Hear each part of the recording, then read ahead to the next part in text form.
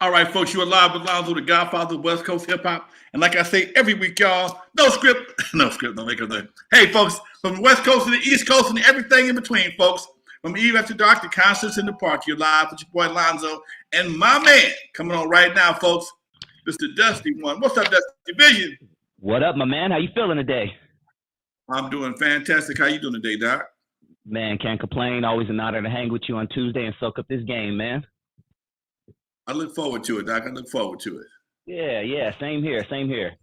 Well, let's jump right into it, man. On an unfortunate note, and this is the type of stuff that keeps me up at night, and this is why organizations like Hood Peace are so important.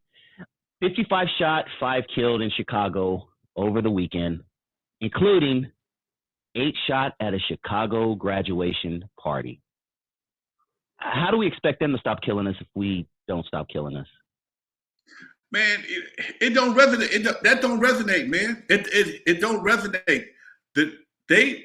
People justify, not really justify, but for some reason, most people in the media don't seem to think the two are related. Okay, they're not directly related, but they're connected. Okay. And it's as simple as this. If you don't care about you, why I got to care about you? If you don't show no love for yourself, why should I show you any? And they know that with all that what you just said, when it happens, ain't nobody gonna march. Ain't nobody, Ben Crump ain't gonna be there. Sharpton ain't gonna be there. It's what happens in the hood. It's part of unfortunately, it's part of our culture, and that's. I mean, not gonna say I'm gonna take that one back. I'll take that one back, but that's part of living in the hood. That's what happens. It gets written off as being part of the game. What game do you play that you always lose all the time, and you can change the rules? That don't make no sense. Yep. We're the only people in the world that play games that we always lose. But we can change the rules of the game, change how the game is played, change everything. All we gotta do is stand up. 55 people. You said 55 people shot.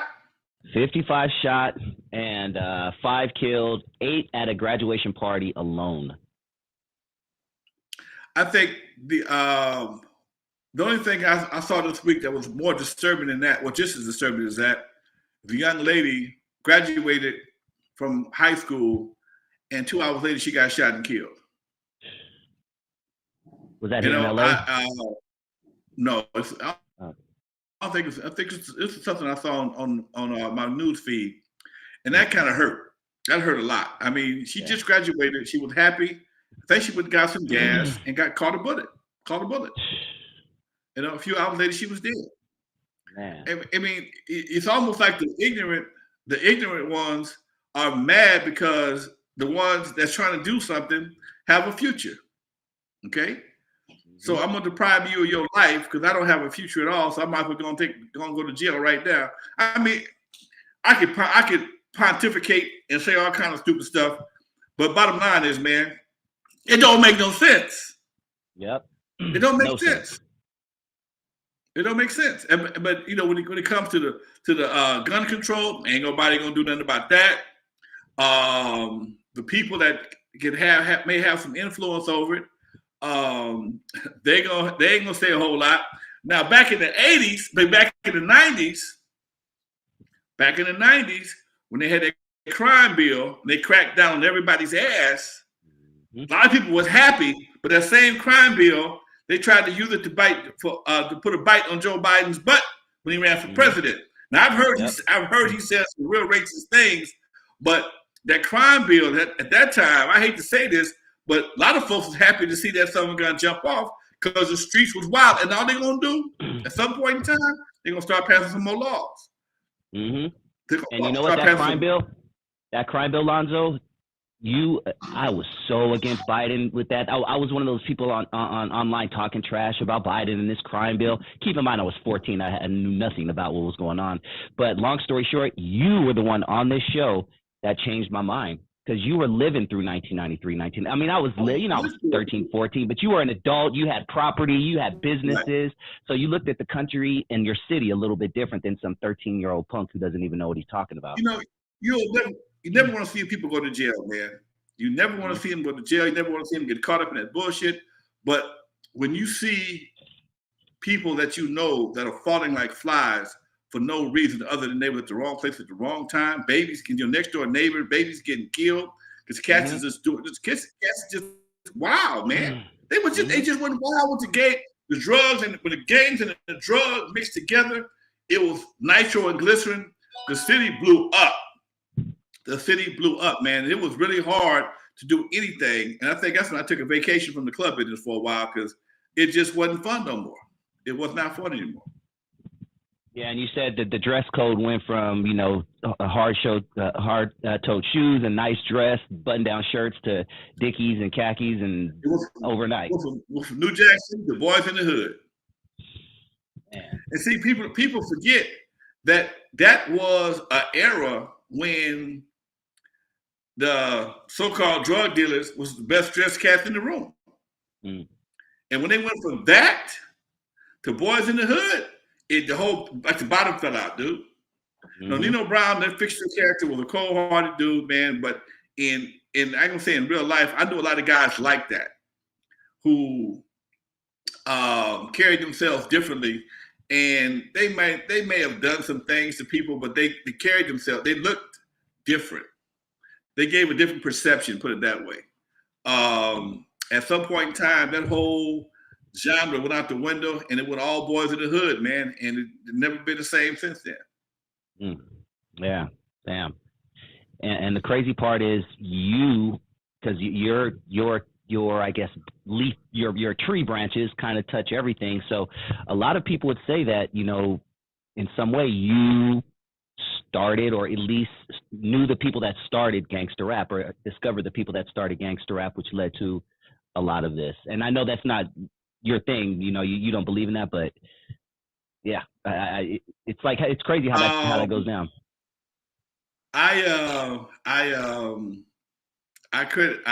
What's the guy's name that discovered that built the atom bomb?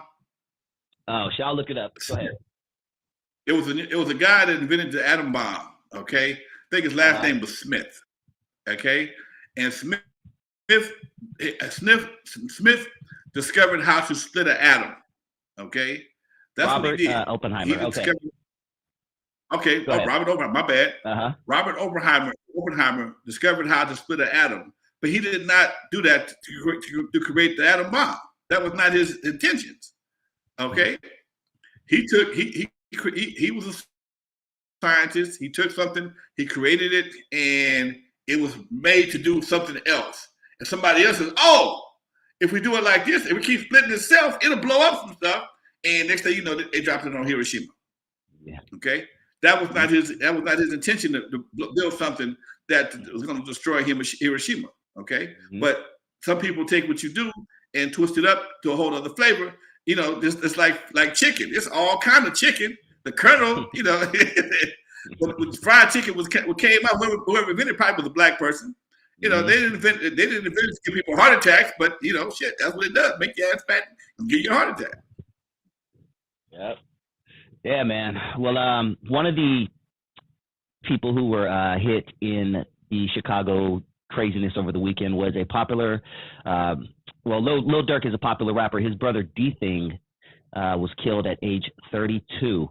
And that's been all over the net. It's been a big thing. And, of course, Tekashi 6ix9ine, who has a beef with Lil Durk going back years now, he posted, "Time to smoke a new pack." And when you say you're smoking a new pack, that means you're smoking the dead opposition. It's a very disrespectful term.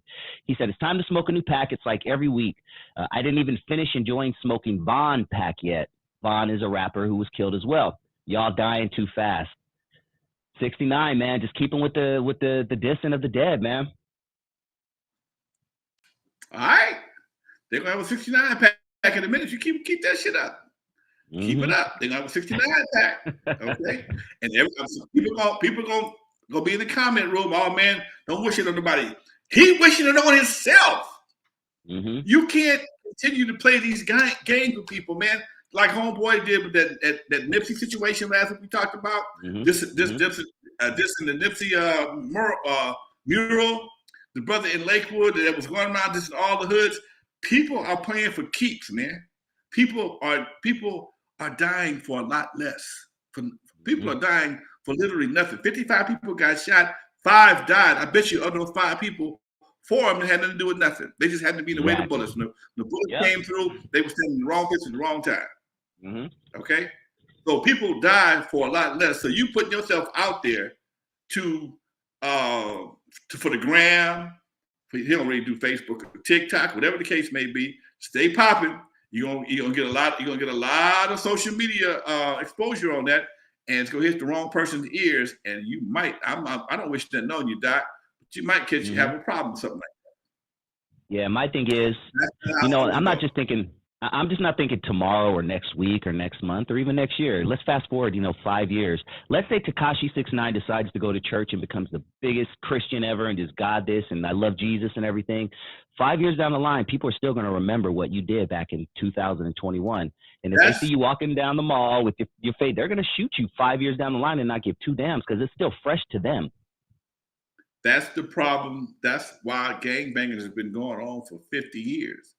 One of the reasons why it's been going for 50 years, man. It ain't got to stop because you think it's stopped, you think it's cool, and you just said something or did something to somebody's family member, and they catch you at the wrong time with the right frame of mind. The cycle continues. Mm-hmm. We talked about a rapper. Mm-hmm. We talked about a rapper named Honeycomb Brazy a few months ago whose grandmother's house was shot up and then the house ended up catching fire. There's been so many stories. I don't expect you to remember it. But since then, there have been 4 attempts on this particular rapper's mother. 4 attempts on his mother alone. They're not just going after you. They're going after your parents, grandparents. Nobody is safe anymore. How? Why? See, I was talking about this today. I did an interview today with some guys from West Africa. We did an hour interview talking about some of the ethics of hip hop. One of the things I think that hip hop is missing is a respectable panel. Remember the movie with the motorcycles with Lawrence Fishburne and what was it called? Yeah. I know what you're talking about. Yeah, I know exactly. Go ahead, keep talking. Yeah. And before you can get a club on have a motorcycle club, you got to go before this board of presidents. Biker boys. Okay. Biker boys had a board of people you had to go to before you can go and make a club. Well, hip hop don't have any type of governing body. Everybody's trying to get paid. Everybody's scattering, trying to get the next paycheck, the next endorsement, the next merch, the next $1 billion deal, or whatever the case may be. And nobody really had the people who have the power or the influence to make a difference. Don't say nothing. So people have the illusion that everything is okay. There's only certain platforms like my show or some other shows will actually put the rubber to the ground and say, you know what, that's some bullshit. But I'm not that popular. I'm not popular enough to have influence over these kind of cats because they don't understand what they're doing to not only themselves but the culture overall. They have no idea because they don't know how to walk through a minefield and not get their legs blown off. These new guys, they look forward to the minefield. They want to get their legs blown off so they can ride on the damn prosthetic leg. Mm-hmm. And post it on Instagram. And post it on Instagram right after. My new leg. Okay. No disrespect to anybody that's an amputee, but I use it as an example because that was one of the things that one of my friends told me. My dad taught me how to walk through the minefield and not get my legs blown off. Okay. Life is a minefield, man. You got all type of situations that are designed to get you caught up, whether it be babies, child support, bad credit, bad friends, just lack of education. All these things can lead to you not being prosperous in your life. Okay, especially if you catch the bad case, like we were talking today. A friend of mine talking about one of his kids likes to get high, and he if you mess around there and drive and hit somebody while you high, Negro, you got a big case. Going to jail. You got for a a long major time. case. Yeah. Life just changed forever, at least 12, 13 years. If you hit somebody while you high, if you hit somebody while you doing the exhibitionist driving, you got a major case. And nobody is really emphasizing the after effects of what happens when you do stuff like this. It's not even something to even talk about. And then, man, the system screwed me. You screwed yourself in a lot of ways, man. Yeah. You screwed yourself. Nobody told you to go around in a circle, lose control of your car, end up in somebody's living room and killing a kid. Yeah. Nobody told you to race down the street at 75 miles an hour, a residential street, doing dumb shit and hitting somebody and killing somebody. It's just like this dude right now here in LA, road rage. He decides to shoot into a car. He was a 6-year-old baby. Yep. They ain't letting that go. They not letting that go. No, that reward started at like 30,000 and went up to 500,000 quick. 500 grand. Somebody 500 racks. I'm looking for your ass. Okay. I'm keeping an eye out. Yeah. 500 racks. I'm finna put the stitch jacket on. Okay. A whole bunch of people finna put the stitch jacket on. They looking for your ass. Okay. But the question is, you pull the gun out. Somebody did something, gave you the finger. Understand this. You riding down the street. Somebody cut you off. You gave them the finger. They gave you the finger back. Whatever they did, if you guys weren't in a major crash and you're still able to drive, both cars were able to drive, so it couldn't have been a major accident. But because what she did or whatever happened was so upsetting to you, you pulled out your 9mm and shot into a moving car. Were you trying to hit the driver? You hit the driver and killed the driver. Baby can't drive. Baby in the back seat. Baby might not make it anyway. If the mama lose consciousness, get hit by the bullet, whatever the case may be. Now you got 2 cases. Yep. Okay. So you telling me whatever she did, whatever level of disrespect she expressed to you, finger couldn't have been no more than a finger, or said something through the window at 65 miles an hour. At 65 miles an hour, you're on the 605 freeway and 605 with the 405. You're on the freeway and somebody does something to you that's so upsetting, you just ruined your life and your driver's life because you shot into the car. What happened? You can't win on that scenario, man. Because just because you shot at the car don't mean you're going to hit it. And if you miss, your cars is passing by all the time. Somebody else is in your shit, don't have nothing to do with you and her problem. Now they involve in your stuff. And if you miss, that bullet can go through somebody's house, somebody's business, somebody. Come on, man. Yeah. You can't win situations like that. So, I mean, you got all these badasses out here. All these people, everybody want to be a badass. I ain't taking no shit from nobody. You know what? I don't take shit from nobody either, but I do realize at some point in time, you got to realize that some things are more coming home to my family, staying alive, staying healthy, staying free, staying out of court is much more important to me than somebody giving me the finger or blowing me off. Come on, man. That's so true. And if you guys listen to anything, Go ahead. Keep going.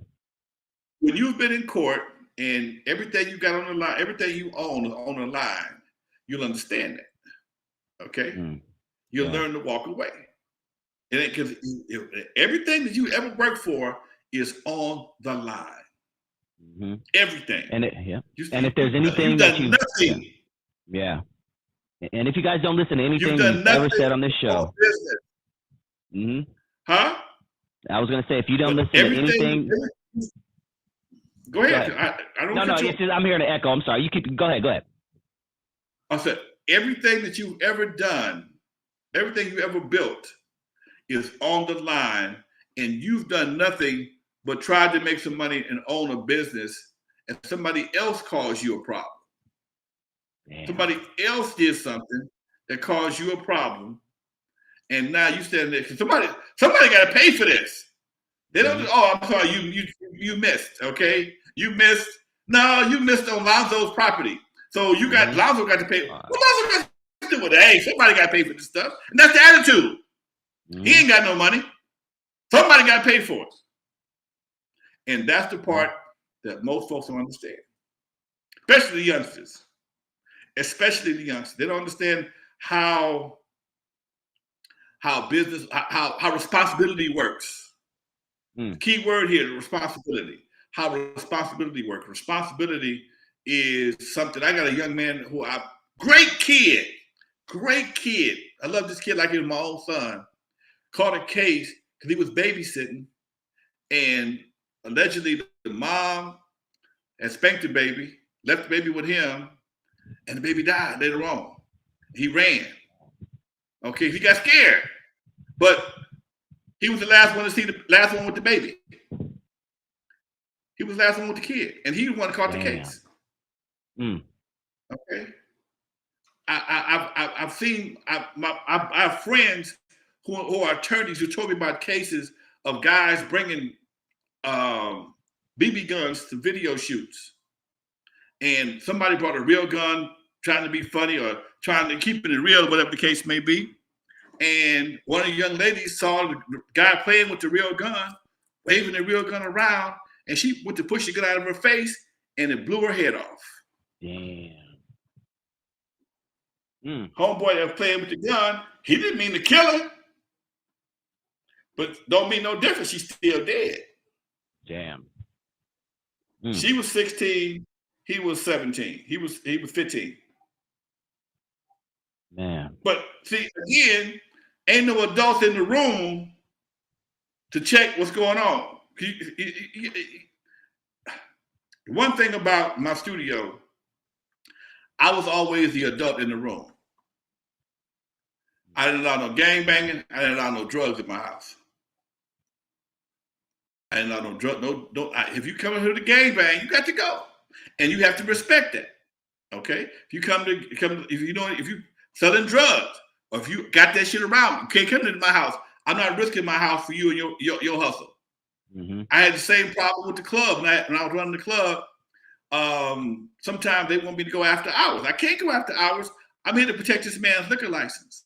Oh yeah, hell yeah. Oh man, you want me to risk this man's liquor license so that you can stay over and make an extra $200. Meanwhile, his $50,000 license on the line for you to make an extra. You want to give me $100 for me to stay open? No, I can't do that. And and not understand. Yeah, you might get away with it once or twice, but you can't make it no habit. And that's the problem. People take the fact that you got away with it once or twice and want to make it a habit. Yeah. Responsibility dies everything. All money ain't good money, baby. Yo, the chat is on fire. We get too deep. Yeah. Let me take a pause real quick. Because the chat is on fire with one topic specifically that I actually just released a video for on my channel, Dusty Vision TV. But everybody in the chat room is saying R.I.P. Monster Cody. Are you familiar with the name Monster Cody? Yeah. Yeah. Well, he just passed away at 57. Some are saying it was health reasons. 57, I would assume it had to be health reasons. But for anyone who doesn't know, he was an original member of the A-Tray Gangsta Crips, and he wrote a book called Monster, which is a worldwide bestseller to this day. It's a great book. I've read it myself probably 7 times in my life. And RIP to Monster Cody. I just noticed it was popping up in the feed. Cortez CC says RIP Monster Cody. Unknown Raider guy says, isn't that the same guy with the Do or Die book? I had that book in school. Yep. Everyone in LA seemed to have that book or have been in contact with that book. Right. I met Monster Cody on an event one time. Cool dude. He was a super player gangster. He was a super gangster. What can you say, man? Yeah. At least he did something good. Yeah. Just happened within the past few hours, actually. So yeah, peace to him and his family, man. Wow. Do you Hey, remember man. hearing his name when you were younger? Oh, yeah. Ring bells like a son of a gun. Oh, I okay, didn't okay. meet him in the streets. I met him. He'd already been to jail and got out. I think he was dating one of my friends, if I ain't mistaken. Hmm. And I met him through her. Oh, okay. Yeah. Yeah. All right, folks. Yeah, Don't man. forget, y'all. It's going Yep. down next week. Next week, we're going to have all this stuff on my birthday, next Wednesday. Comic book, the paperback, the comic book, and the USB drive, all going on sale next on my birthday, folks. Me and Tupac's birthday, I should say. So 6 o'clock next Wednesday, it's going down, folks. This audio book, like I say, this right here is something I had a lot of fun making, folks. It tells you the story of West Coast hip hop, and I'm keeping it 110. The book does the same thing. The comic book is a limited edition. I move a lot of these right here because you can't buy them no place. You can't get them no place with me. I'm the only one that made them. It was made by Ed Pessner. This is part of it. This is like number 4 in the series, I think it is. He did he did LA, New York, Midwest. I think he did Dirty South. It's a whole hip hop family tree. Yeah. Cat catalog. And Oh, this he right did the same. here Oh, is nice. Oh, okay. this hip hop family tree, the West Coast version, and that's yours truly in the middle with the earring on, Yella and Dr. Dre. And inside the book, it got themes from Eve After Dark, us two that do those, all cartoonized. If you're a comic book collector, this is one you might want to have in your collection, folks.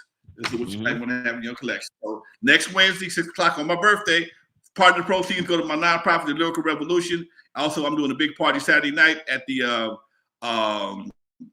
French Quarters in Bellflower. Come on through if you're in LA. You know you got a chair from you and your girl got a chair if you're coming through, Doc. I'm there. We Come are on there. through. I'm looking forward to that. I'm definitely looking forward to next Wednesday as well, sitting in with you. And I encourage everybody out there to tune in next Wednesday because it's really going to be a good time. And this is a great product, and you guys are really going to enjoy yourself. The audiobook is dope. And if you just like to sit down and read, you can also have that. I mean, you have options in that comic book. Have you always been in the comic books? Is Me, that not something that really, you always? man. Okay. In fact, I'm talking to comic books are complicated, dude. I didn't know you gotta have Yeah. somebody sketching, a colorizer, and somebody that does a story. Okay, you gotta have a Yep. writer, a sketcher, and a colorizer. So I've been investigating that possibility for doing my own West Coast comic book for a while. But yeah, no, Yeah. I wasn't in the comic books myself, but I've gotten into them. I had no idea they were so intense as they are, man. They deep. Dude, I'm telling you, that is a genre that you need to dig into, and I don't know any other rap pioneer who has their own comic book edition. So maybe that's something that if this one go round goes well, that's probably something to think about for a second That's edition. definitely something to consider. Yeah, yeah. Definitely something to consider. Well, let's keep it going, man. Couple stories that I wanted to chat about from your life. Now, we've mentioned this group several times on the show, but I don't think we've ever shared any stories about them. And I'm only bringing them up because I do believe they will be at the French Quarters as well, or at least one of the members. But talk to us a little bit about LA Dream Team. LA Dream Team. LA Dream Team. That was my buddies, man. Snake and Rudy. Rest in peace. Snake once told me a story about before he became the LA Dream Team. Him and the Egyptian lover used to walk over 100 blocks to get to Eve After Dark on the Saturday night. Wow. Okay, he came by his own mouth. He said, "Man, we were so trying to get to you." Snake lived in Watts, I believe. He would meet Egypt, and they would walk to the club and walk back home. You could do that back then. It was no big deal to be seeing somebody walking home at 3 or 4 o'clock in the morning. He said he would walk. Man. Was it 30 blocks or 50 blocks? I mean, was it 100? I think he walked like 60 blocks, man. Might have been 60 blocks to get to Eve After Dark from wherever he lived because he wanted to be there. I remember before Rudy and they first had Rockberry Jam. Rudy came to do those and asked us, "Do you mind if we put your name in Rockberry Jam?" I'm like, "Go ahead, I don't give a shit." And shortly after, they came out with Rockberry Jam. And in Rockberry Jam, everybody's name, Wrecking Crew, Rock the Boss, Ice-T, he gave shouts out to everybody. And we were always, Wrecking Crew, Egyptian Lover, and Dream Team were always in direct competition. Okay? Egypt had the biggest hit out the gate of all the West Coast rappers. Okay. Egypt blew the hell up, and he was the first one to have a big ass hit on his own independent label. Mm-hmm. We came right behind him. We had 2 mild hits with Surgery and Juice, and then Dream Team came in with Rockberry Jam, but Dream Team in the house took him to a whole nother level. Now, most people don't know that Rudy owned, like Lonzo and Egypt, we all own our own independent labels. Okay. JJ Fad's Supersonic was on Dream Team first. Me, Rudy, Unknown DJ, and Egypt formed a company called West Coast Record Distributors. We distributed JJ Fad, got it to the radio, got it blown up. And then Rudy took it and sold it to Ruthless. They took it and wrapped the album around it. And that's how Ruthless got their label jumped off. Rudy was a cool brother. He used to work at Wendy's when there was a Wendy's on Crenshaw and Century. On Crenshaw and Century, Wendy's was so new to Southern California. When the Wendy's on Crenshaw and Century first opened up, it would be a line up Crenshaw because they had to hire a cop to come out there and direct traffic because so many people were trying to get them square ass burgers. Okay. Damn. When Rudy was manager and Snake Puppy came on at some point in time as an employee, and they both, being tall, slim cats, decided to put together a group.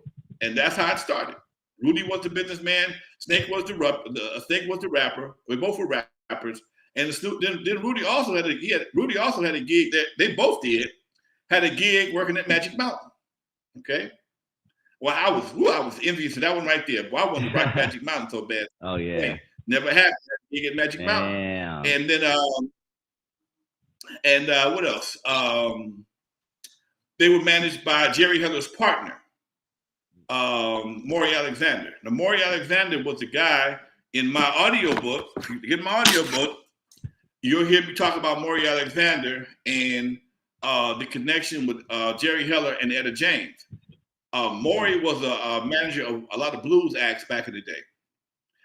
Etta James knew Maury Alexander from the blues business.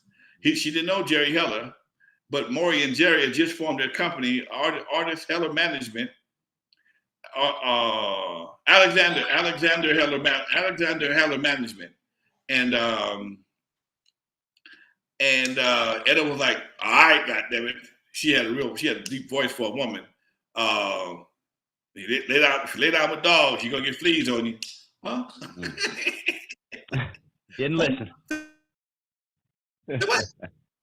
She was trying to give me the heads up, and that's where me and Jerry kind of fell out. I told him what she said. I said, man, I got some heads up not to really deal with you guys. Okay, who told you that? Etta said she didn't care if I told him or not. Etta told me that blah blah blah, and then about Maury, I'll sue. I said, if you sue her, I definitely won't deal with you. And Maury proved to be everything she said he was, and I think in some ways, Jerry disappointed us also, put it that way. But Rudy was married, but Rudy was signed to Maury. I was signed to Jerry eventually. And they always got the breaks over us because they got them their deal at not CBS, goddamn it. They were signed to another label. They were signed to the other label. And Universal. They were signed to Universal. Oh, okay. And we were signed to CBS, but I did my own deal. And I never forget, we both were up for the gig on What's Happening. They Record Crew and Dream Team were both up to get a part on What's Happening. What? We've never talked about this. Wow. Okay. Yeah, me and Raj became me and Raj. Well, we became cool after that. But he was talking. We talked about the Dream Team doing the show, and I was like, back then that was a big deal, man. That was a big deal Wow, to hell yeah. be on a national show A like nationally that. syndicated, yeah. And they told me they didn't want us because I had a beard. They didn't Wow. want us because I had a beard. I'm wearing my this was my '80s face. Okay, Mm. now I didn't shave off the beard before. I didn't went just a mustache. I'm just a goatee. But in the '80s, this was my '80s face, beard with no hair. After about the '90s, I've always had a beard. But I'm like, huh? And Damn. I told Jerry, I said, I think you. I told Jerry, I said, I know you favored the Dream Team over us because you didn't make that 20 grand off us. He just looked at me and smiled. I know, but anyway, it is what it is. We were always cool, man. Woody was cool till the day he died, man. In fact, the day he died, it was really a shock, dude, because me, Rudy, and Unknown, by us all being independent label owners, we have a unwritten pact. If one guy sees something, we got to tell the other ones. And if some money involved, you get a 10% finder's fee. Mm-hmm. Well, that Friday, me and Unknown had just found about 6-7 grand that I found like 6 or 7 grand for Unknown and about the same much for Rudy from a compilation album. I talked to Rudy. I said, hey, man, he's supposed to give me a call. And we were supposed to have lunch that Sunday. We went to the marina. And because Rudy likes to scuba dive. Mm. And we was at the marina out in N.W.A. And we were sitting out there looking at the boats and scuba gear on the boats. And we realized Rudy wasn't coming because he probably went scuba diving. And that's how he died, scuba diving. And we got the news that Sunday that he had died while he was descending or coming up or something like that, man. And that was a major hit to West Coast hip hop. Yeah, major man. hit. Yeah. But me and Snake Puppy, we cool. We both shoot pool. We like shooting pool together, man. I'm gonna catch his ass someplace and shoot pool with him again. Till his coat was over with. I'm gonna wear his ass out again. Well, let me ask you something that you mentioned earlier about you guys forming West Coast distribution. Famously, Irv Gotti, Jay Prince, Suge Knight, I think like a bunch of people in the 90s or early 2000s, whenever it was, tried to form an all-black distribution company. And long story short, there's conspiracies that outside hands, prevented them from doing that. Outside hands meaning the feds. They started getting indictments and their studios raided and all that as soon as they announced that they were going to, be a partnership in this distribution deal. I don't know if you're familiar with that story, but my question for you is why don't you think that more people, of color have tried to, start their own distribution companies? Well, one, when we did it, let me say this: when we did it from an angle that nobody ever did it before. Record Crew had a hit record. Egypt had a hit record. Rudy was a hit maker. Unknown was a hit maker. Okay, so we came at it from independent labels, not investors. We weren't trying to be the fifth major. We were just trying to sell our records. We already were labels. We already were artists. So we had already broke down barriers as it was. Mm-hmm. At that time, when we did it, there were several independent distribution networks. You could belong to any one of them. They all sold together. See, at that time, there were independent distributors, multiple independent distributors in every city. Okay? I can sell records in Arizona. I might have 2 or 3 spots in Arizona, a couple of spots in Vegas, and they was competing. So because you got the competition, some people would ask you, give me an exclusive for Arizona, I'll buy from you, okay? Mm-hmm. Or give me an exclusive over here in South Texas, because Texas is so big, you might have one guy in South Texas, one guy in Northern, whatever it is, Northern Texas, and they can still share that territory.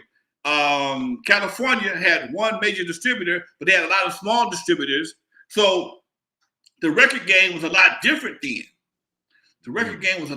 So when we came out, we were independent. First of all, we were all pressed at Rainbow. We all were, like I said, we were independent hit makers. and the independent game was different. We were not a threat to the majors. See, it's like we were like the Negro League. Oh, okay. We were like the Negro League. We weren't a threat to the NBA, to the Major League Baseball. We were the Negro League. Okay? We might have made a mill or two, but that ain't gonna hurt nobody's bottom line. If Jay Prince and Suge and whoever else you said got together, there's gonna be some hundreds of millions missing. You're gonna lose control of, because distribution does two things. Distribution gets your product out and it controls the money. It gets your product out and it also controls the money. All right. So the meal or two that we was making a year, wasn't no big deal. But when you start talking about putting Suge, Death Row worth at one time worth $500 million. Jay Prince, God knows how much money he made. What's the third one? Irv Gotti. So you got all these people. You got West Coast, Midwest, and East Coast. All right. All you need is 3 warehouses to pretty much service the whole country, theoretically. East Coast, Midwest, East Coast, Irv Gotti, Western states, then you got California for sure. So, and these guys move millions of dollars worth of product. So you're talking about people missing hundreds of millions of dollars, which is going to change the game, which is going to change the power structure, which ain't going to happen. They ain't going to let that happen. Just like everybody that ever came up with a way to make cars run off of water. That ain't going to happen. No. You're not gonna, you can't change the game. Okay? Yeah. Too much money in the game. You're not letting you change it. Nope, not going to happen. Well, buy your patent and you'll have a heart attack. Damn. So, I mean, it's way, again, huh? How do we get ahead with shit like that then? Like, that's cool. Like, we're being held back, right? Basically, like, there's no way for people of color to make it to the top. There's ways of doing it, but again, it's only you're only going to be as strong as your weakest link. Because somebody is going to maintain the current mindset that all money, good money. I'm going to build it to sell it. If everybody got a price for the most part. If you got to give away enough money in the right person's face or the wrong person's face, you'll get sold out. I'll get sold out. One of the worst things I think ever happened was for them to sell BET. BET ain't not been the same. It's been bigger. It looks better, but it's culturally, it doesn't really do us any good. It's not the BET I grew up on for sure. Man, I was watching BET as a Sunday morning, and I watched gangster movie after gangster new movie, not no old movie. I'm talking about series is on BET. Everything from everybody was a dope dealer. Even the preacher was a gangster. Okay, so you keep seeing these same images over and over again. That's all you see is the same mafia style black family, whether it be church, whether it be dope with streets, whatever. It's the same recycled imagery on a regular basis, and it's all on BET and BET Her.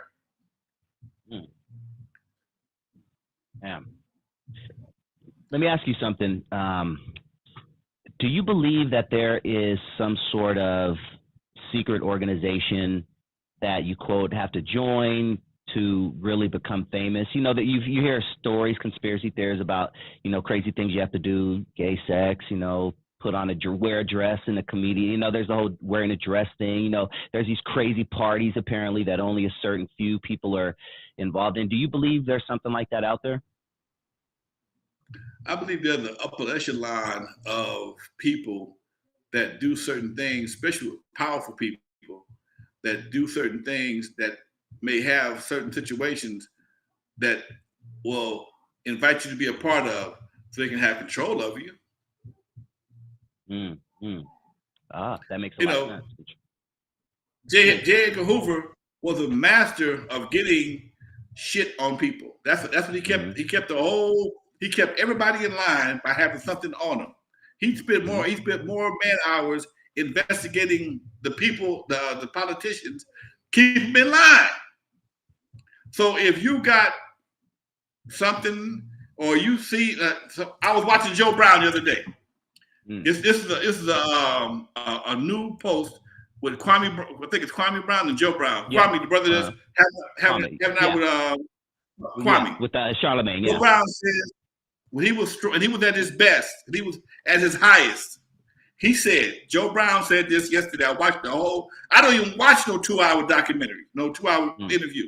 Joe Brown said he was dating this beautiful woman, and she was they were at an event. And she went to the restroom, or he went to the restroom, something of that nature. And one of these high-powered executives offered to pay her $2,000 to say Joe groped her. And she told him, no, I'm not doing that to him. Okay? And later found out it was multiple people that this guy had approached to get them, multiple women that this guy had approached to try to get them something on Joe, because Joe's show was doing so good, they was trying to have something on Joe. To make him, get in line, because Joe Brown ain't no joke.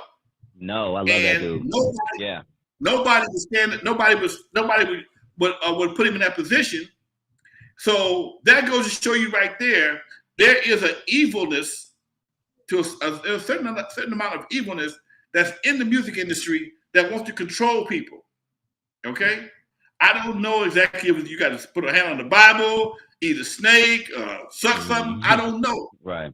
But if you watch the Joe or anybody, watch Kwame Brown. Is Kwame Brown? Is it Kwame Brown? What are you talking about? Kwame Brown is the guy who's having the.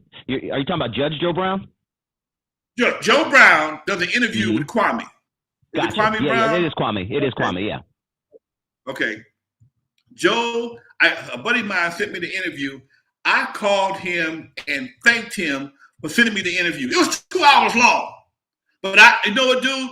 It was 2 hours. I'm like people listen to me talk. I'm like, damn, Joe. Damn, Joe. And Joe said, you know what? He don't give a damn. I'm 74 years old. I done made my money. I'm retired. They can't take nothing from me. So I'm telling you what happened, keeping it 100. And I'm looking to interview Joe. When Joe got through talking, Joe, you got to see the interview. I got it. I'll send it to you. I could probably get Judge Joe Brown on your show. Yep, go ahead. I could probably get him on your show. When Judge Joe got through talking, two things I realized.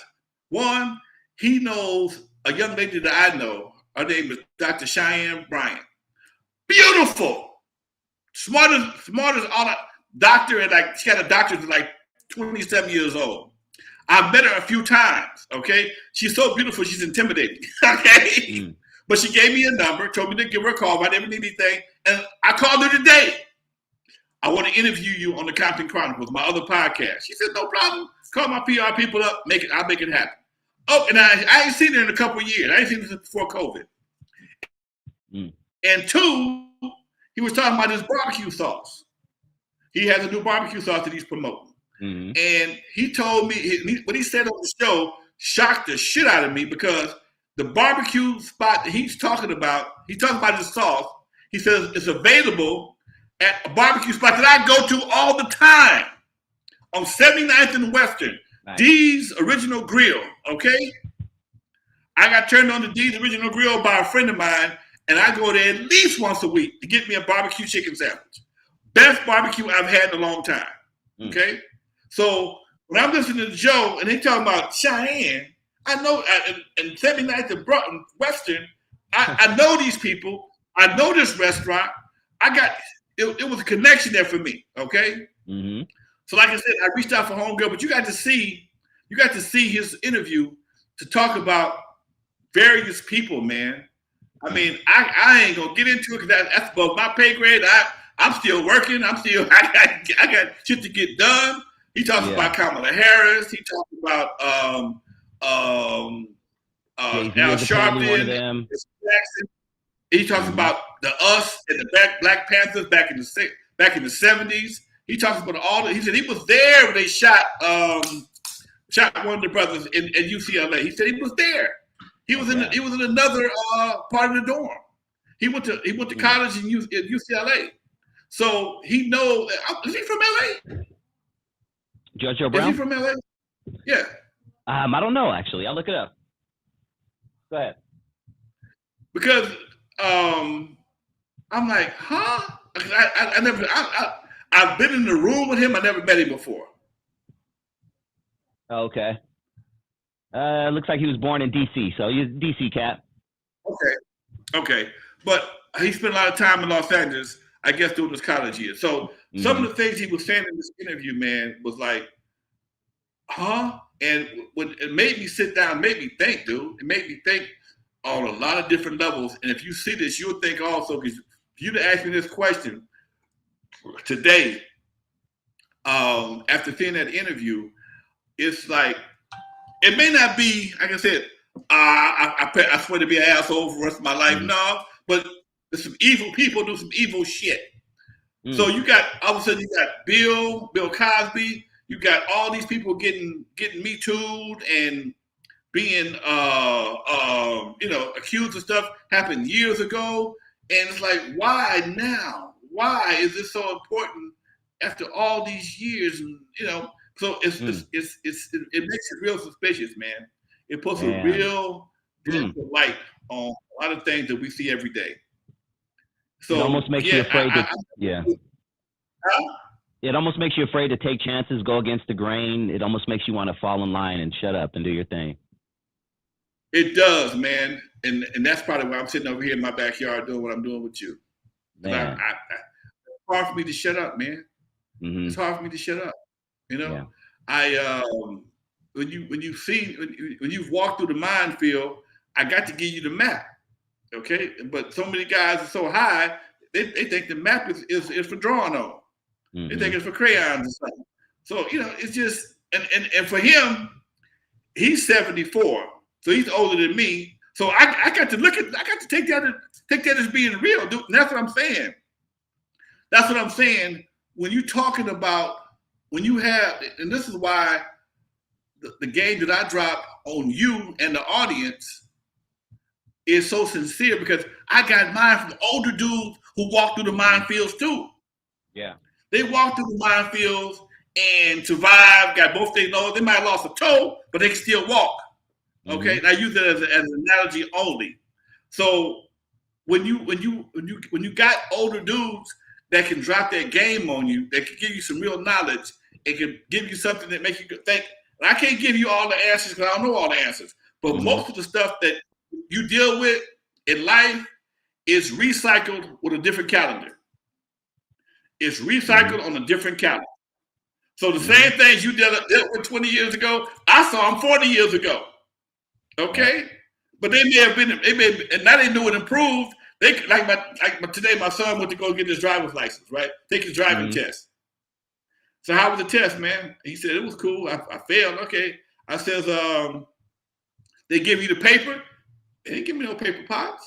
Because when I was together, they gave me the paper with all my wrong answers, okay? I haven't taken the driver's test never again in my life. Well, I may have taken the written, okay? But usually, I just go in there and sign.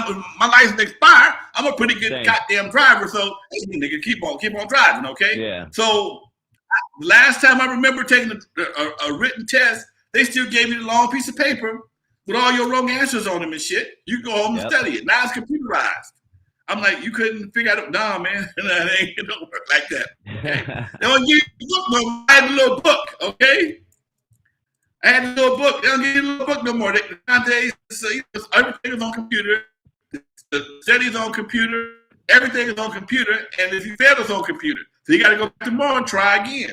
So, but again, now I got to step in and see what he's working with, so I can help him get past this driver's test. I mean, this driving permit, so he can start driving.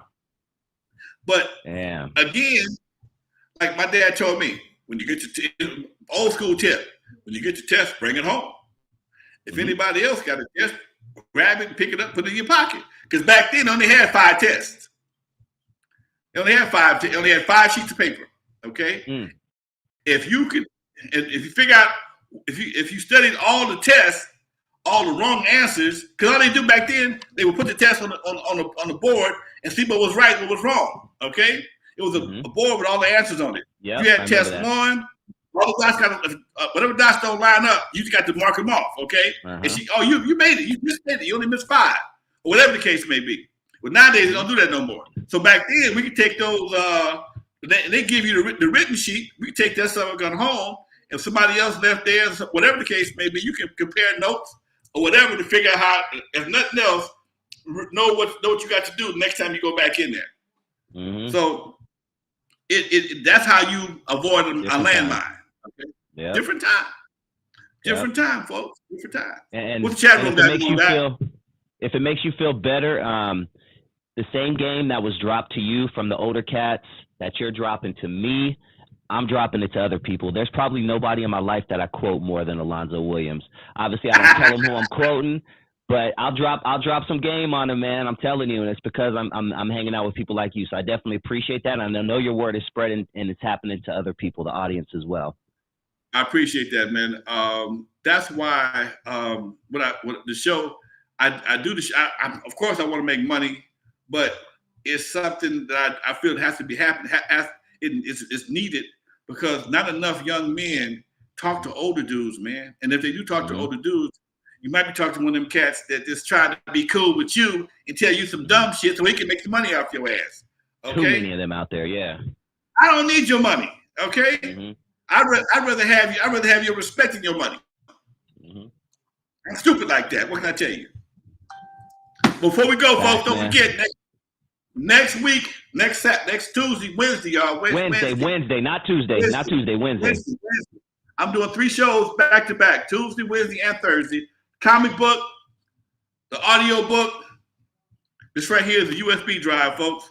It pops out, goes into your computer. You can listen to it. It plays. It has music to it. And that's the part that makes this unique because, and I made it originally.